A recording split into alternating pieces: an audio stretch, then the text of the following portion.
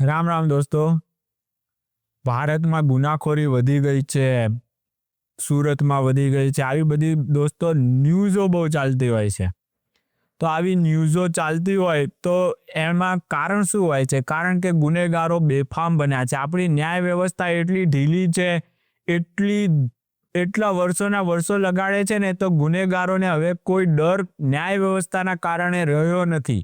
એટલા માટે એ હરામખોરો એટલા બેફામ બન્યા છે. તો હમણાં દોસ્તો તમે એક આ ક્લિપ જોઈ હશે, જેમાં રાજદીપસિંહ નકુમ કરીને સાહેબ છે, એ ગુનેગારોને દંડા મારતા હતા અને એમને લઈ જતા હતા પોલીસ ચોકીએ. આવી એક ક્લિપ તમારા જોવામાં આવી હશે દોસ્તો. તો આ શા કારણ હતું? એ પહેલા ઘટના શું હતી? એક દલિત વ્યક્તિ બહાર સૂતો હતો સુરતમાં. એ વ્યક્તિને આ હરામખોરો 9 જણાની આ ગેંગ છે, એ લોકોએ ચાકુ મારી દીધેલું.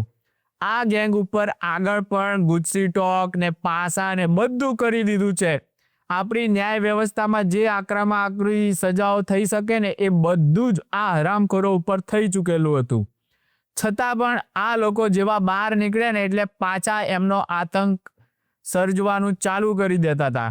અને એના કારણે આ પછી હવે કોઈ પણ એક ઈમાનદાર અને કંઈક સમાજમાં આવી ઘટનાઓ રોકવા માટે જેને વર્દી પહેરેલી છે, ખાકી વર્દી પહેરેલી છે, હાથમાં દંડો લીધો છે, તો એ વ્યક્તિ શું કરે દોસ્તો? તો એ વ્યક્તિએ એનું કામ કર્યું કે હાથમાં દંડા આપ્યા છે, એ તો લીગલી જ છે ને. પોલીસના હાથમાં દંડા એ કઈ શોભાના ગાંઠિયા માટે તો આપેલા નથી. તો આપણને એમ થાય કે આ દંડાઓ કોઈ એવા હત્યારાઓ ઉપર ચાલે, એવા અસામાજિક તત્વો ઉપર ચાલે, એવી પબ્લિકની ફૂલ માંગણી હોય. પણ એના બદલે ઘણી બધી વખત આપણે જોયું હોય કે પોલીસ નિર્દોષો ઉપર દંડા ચલાવતી હોય છે. પણ આ દંડો એક હાચી અને એક ગુનેગારો અસામાજિક તત્વો ઉપર ચાલ્યો, જેના કારણે દોસ્તો શું થયું? પછી રિઝલ્ટ જોવા મળ્યું. ત્યારથી લઈને અત્યાર સુધી આવી હત્યાઓની જે ઘટના, હત્યાની કોશિશ, આવી બધી જ ઘટનાઓ ઉપર તત્કાલ સુરતમાં છે ને એકદમ સોપો પડી ગયો. કારણ કે હવે ગુનેગારોને લાગી ગયું કે આપણી પણ આવી માલિશ થઈ જશે. એટલે એ લોકોમાં અત્યારે ડરનો માહોલ સર્જાયો, જે ખૂબ જ જરૂરી હોય કે પોલીસ છે અને તમે આવા ગુનેગારો, હરામખોરો તમે હવે કાબૂમાં રહેજો, નહીં તો પોલીસ તમારી હરખી સર્વિસ કરી નાખશે. પણ આવી એક ઘટના કરી એ રાજદીપસિંહ નકુમ સાહેબે. તો આ વ્યક્તિને એવોર્ડ મળવો જોતો હતો. એના બદલે અમુક પત્રકારો જે આ ગુનેગારોના દલાલો હોય છે, એમાં સૌથી મોટું નામ નવજીવન ન્યૂઝ, એમાંય પાછા એક સૌથી મોટું નામ જે નવજીવનને હાઈજેક કરી નાખી છે, આવા પત્રકારોમાં અસામાજિક તત્વો હોય છે, એવા પ્રશાંત દલાલ કહેવો કે દયાળ કહેવો કઈ સમજાતું નથી, પણ જે હોય સમજી જાઓ, એ પ્રશાંતે. આ પ્રશાંત જેવા હરામખોરો, આ ગુનેગારો જે ગુનો કરે છે એને બચાવવા માટે દલાલી કરે છે કે જો આ પોલીસ અધિકારી બેફામ વર્તન કરે છે. આમાં બેફામ વર્તન શું છે? લોકોને, પબ્લિકને, એ દલિત સમાજની વ્યક્તિને ન્યાય આપવાનું એક કામ કર્યું, તો એણે કંઈ ખોટું કામ કરી નાખ્યું. એવા વ્યક્તિને એવોર્ડ આપો, એવું પત્રકાર જો સાચો હોત, ઈમાનદાર હોત ને, તો એવું કહેત. પણ એના બદલે આ હરામખોરો શું કહે કે આ બેફામ વર્તન કરે છે, આનો વરઘોડો ક્યારે નીકળશે, અને છાતી પીટવા માંડ્યો. એનું કારણ પણ તમને કહું, આ પ્રશાંત દયાળ જેવા દલાલો શું કામ દલાલી કરતા હોય છે? આ હરામખોરો લતીફ જેવાને ગ્લેમરાઇઝ કર્યો છે. આવા હરામખોર જે લતીફ જેવા ગુંડાઓ એ એના વખતે હતા ત્યારે આ છે ને એનો ગોડફાધર બનીને આમ આવા લોકોને બચાવવાની પહેલેથી જ આ હરામખોરો કોશિશ. આ તો એટલી હદે હરામખોર છે કે આતંકવાદીઓનો પણ ભયંકર બચાવ કરતા હોય છે. એ કે આતંકવાદી શું કામ બનવું પડ્યું, એની પાછળ જોવું જોઈએ એમ. અરે આપણી ઉપર અત્યાચારો ગમે એટલા થયા હોય તો આતંકવાદી બની જવાનું. પણ આ હરામખોરો આ પત્રકારના નામે કલંક છે. જે નવજીવન જેવી સંસ્થા ગાંધીજીએ, સરદારે શરૂ કરેલી, એને કલંકિત આવો વ્યક્તિ મળ્યો છે અને એ આખી હાઈજેક કરી નાખી આ હરામખોરે. આવા હરામખોરો એ પછી આવા જે વ્યક્તિઓ, જે પોલીસ અધિકારીઓ કામ કરે એની ઉપર સવાલો ઉઠાવે, અને સવાલ ખાલી ના ઉઠાવે, જજમેન્ટ પસાર કરે કે આની ઉપર કાર્યવાહી કરો. કારણ કે એને એના જે લતીફ જેવા ગુંડાઓ, જે લતીફ જેવા અને દાઉદ જેવા આતંકવાદીઓ બનવાના હતા, એ બનતા આ રાજદીપ સર જેવા અટકાવી રહ્યા છે. હવે આવા અટકી જશે, આવા બનશે નહીં તો એ બુક કોની લખશે?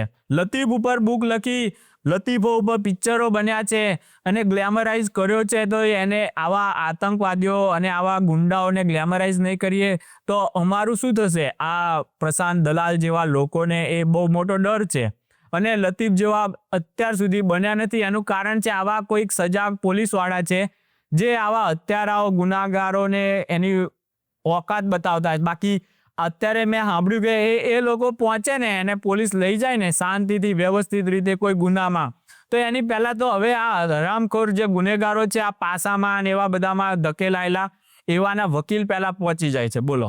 અને બીજી બાજુ આ મીડિયામાં નવજીવનમાં જે બેઠેલા દલાલો છે એ પણ એને બચાવવા માટે તરત જ કૂદકા મારતા આવી જાય છે. હવે એમ પૂછે કે હવે મુદત કોણ ભરશે? રાજદીપભાઈ ભરશે કે હર્ષ સંઘવી ભરશે? એ બધી તારે ક્યાં પંચાયત કરવાની જરૂર છે દલાલ?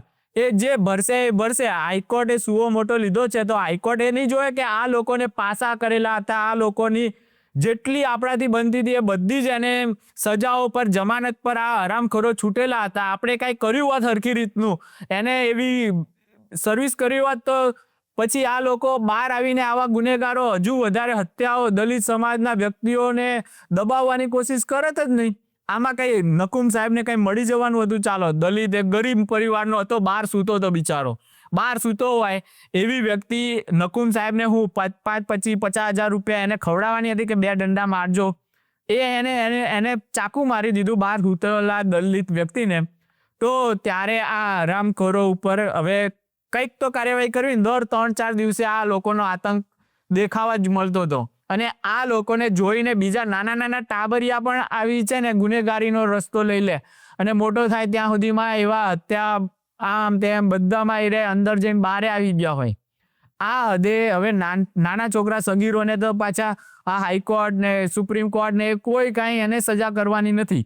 તો આ જે ગુનેગારો અત્યારથી જે હત્યાનો આ બધાને જોઈને શીખવા માંડ્યા છે, એને કેવી રીતે તમે રોકવાના છો? તો આવા જ્યાં સુધી સમાજમાં ગુનેગારોને ડર ના પેદા થાય ને ત્યાં સુધી તમારી કોઈ ન્યાય વ્યવસ્થા ચાલવાની નથી. પોલીસને બંદૂકો નથી આપી પણ દંડા શું કામ આપ્યા છે? કે જેથી કરીને ગુનેગારોને મારે અને લોકો જોવે કે ના ગુનો કરશે ને તો આવા દંડા પડશે. આવો એક ડર જો ગુનેગારોમાં નહીં પેદા થાય તો ત્યાં સુધી તમારી ન્યાય વ્યવસ્થાઓ સુઓ મોટો આના માટે લીધો તમે પેલા લોકો માટે.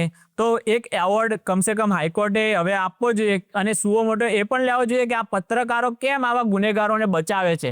આવો સુઓ મોટો ક્યારે હાઈકોર્ટ લેશે? ક્યારે હાઈકોર્ટ જાગશે કે આ પત્રકારો જજમેન્ટો પસાર કરે છે, મીડિયા ટ્રાયલ કરે છે, 6,000 કરોડના કૌભાંડ ને ફલાણા કૌભાંડ ને આ હત્યારાઓને જે હત્યા કરીને બહાર આવ્યા હોય એવા લોકોને બચાવવાની કોશિશ કે એને આવો પોલીસે મારવો નતો જોતો. આવો વરઘોડો ના કઢાય. આવો વરઘોડો શું કામ કાઢે છે પોલીસ? આવી બધી છે ને જે દલાલી કરતા લોકો ઉપર જ્યારે હર્ષભાઈ સંઘવી ખુદ બોલ્યા હતા કે યુટ્યુબરોને અહીંયા આના પૈસા જાય છે, ખંડણીના ને હવાલાના પૈસા જાય છે. હા, જો હર્ષભાઈ બોલ્યા હતા હવાલાના યુટ્યુબરોને આ પૈસા જાય છે, તો સંજ્ઞાન ત્યારે લેવું જોતું હતું કે આ કયા યુટ્યુબર પત્રકારો છે જેની ઉપર હવાલાથી પૈસા જાય છે ને એ લોકો મીડિયા ટ્રાયલ ચલાવે છે, ફલાણી પાર્ટીને ખરાબ, ફલાણી આમ ભયંકર જાતિવાદ આ બધું નાખવા વાળી આ બાજારું મીડિયા, એની ઉપર ક્યારે હવે હાઈકોર્ટ સુઓ મોટો લેશે ને એ પણ જોવાનું છે. અને મારી તો હાઈકોર્ટને વિનંતી છે, જો તમારી છબી તમારે થોડી ઘણી પણ વધી હોય અને બચાવવી હોય તો આવા લોકોને એવોર્ડ કેમ ના આપ્યો ને એ નિષ્કર્ષ પર પહોંચજો કે આ વ્યક્તિએ પોલીસવાળાએ આ હદે કેમ જવું પડે, પોતાની નોકરી જોખમમાં મૂકી દીધી. બોલો, એ નકુમ સાહેબને ખબર નહીં હોય કે આ હવે મારી ઉપર કાર્યવાહી, આ હરામખોરો, આ દલાલો, આ મીડિયામાં બેહેલા દલાલો મારી ઉપર કાર્યવાહી કરાવશે. જ્યારે વિડીયો બનેલો ને દોસ્તો ત્યારે જ મને હતું કે આ નકુમ સરે છે ને આ દલાલોને માટે એક એ આપી દીધું છે. આ હરામખોરો જે હત્યા કરી છે, કોની હત્યા કરી છે ને એનું પીડા નહીં જોવે. આ લોકો પાછા વગાડે વૈષ્ણવજન તો તેને રે કહીએ જે પીડ પડાઈ જાણે રે. એ નકુમ સરે પીડા એ દલિત સમાજના વ્યક્તિની જાણી, એના કારણે અત્યારે આ હરામખોરો પીડા કોની જોવે છે? હત્યારાઓની જોવે છે પીડા, કે એને આવા દંડા નતા મારવાના. એ કામ તો આપણી ન્યાયપાલિકાનું છે. ન્યાયપાલિકાએ જો એવું કર્યું હોત તો આવા લોકો ઉપર પાસાથી લઈને ગુજસી ટોક ને આવા બધા ઓલરેડી કેસોમાંથી બહાર નીકળીને આ હત્યાની કોશિશ કરેલી એ ના થઈ હોત.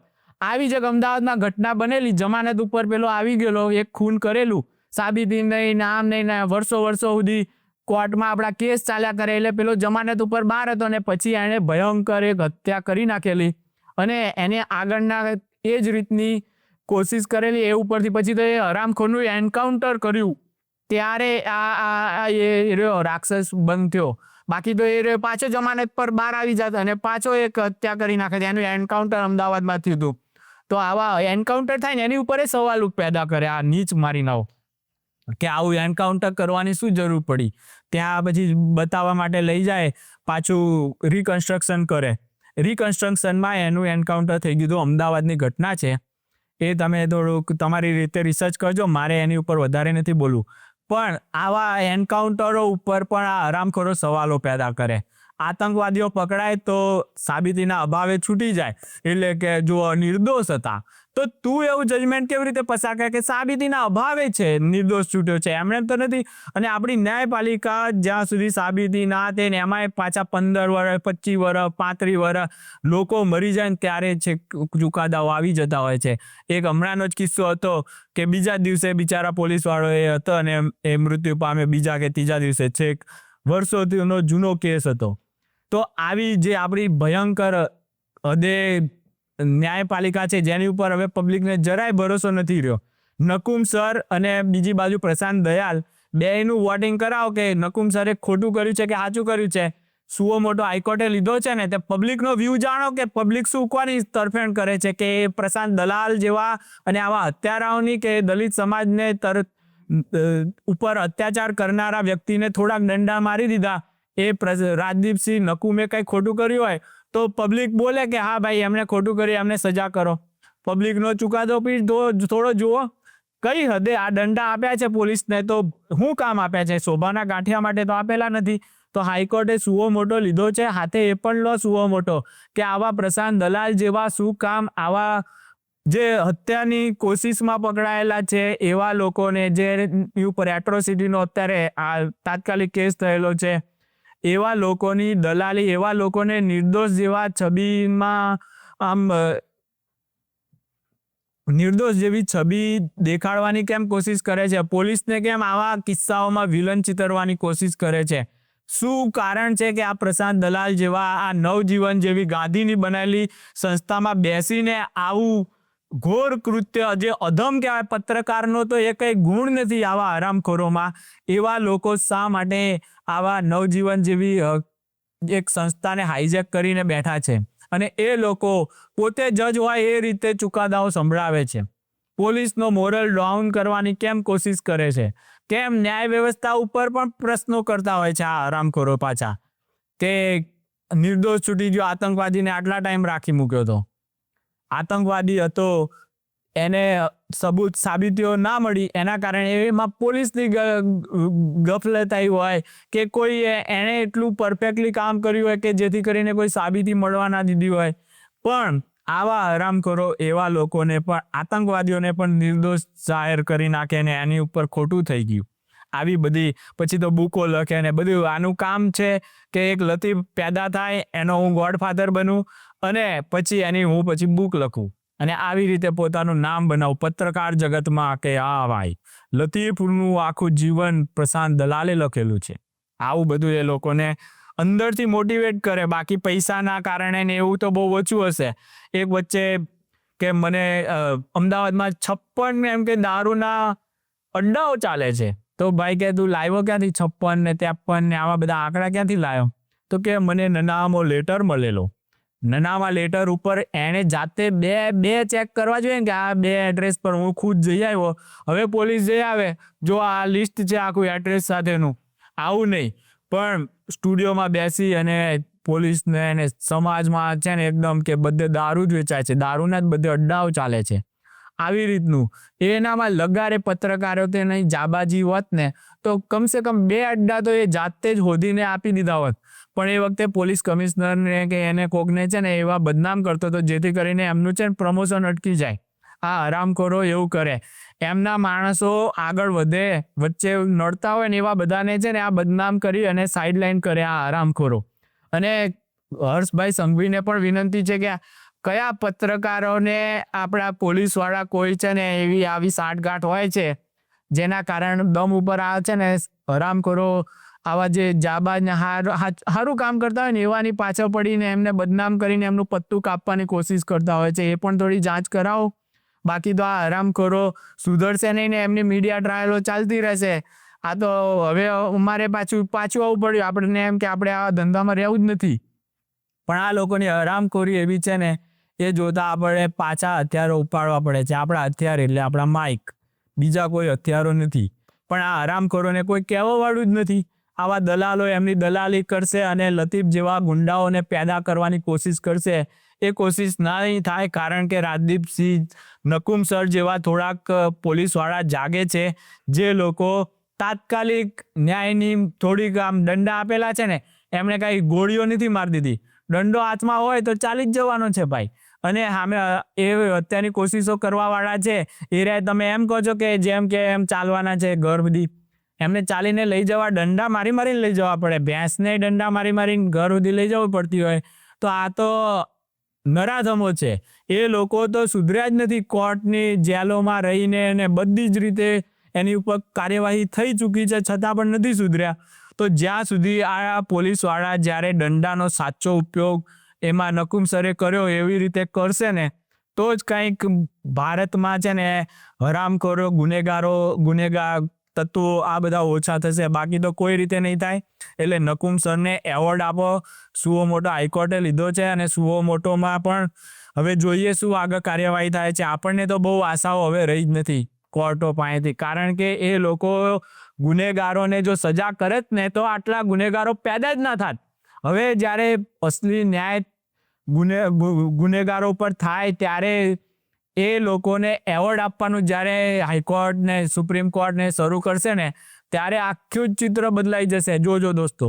બાકી તો આપણને બહુ હવે વધારે આશા નથી. પણ રાજદીપ સર જેવાનું જો મોરલ ડાઉન ના થાય ને એટલા માટે આપણે થોડો સપોર્ટ કરવો જ જોઈએ. અને એમાં સપોર્ટમાં જ્યારે ન્યાય વ્યવસ્થા પણ એમના સપોર્ટમાં આગળ આવશે ને ત્યારે તો પરિસ્થિતિ એકદમ બદલાઈ જશે અને રામ રાજ્ય જેવું સર્જન થઈ જશે ભારતમાં.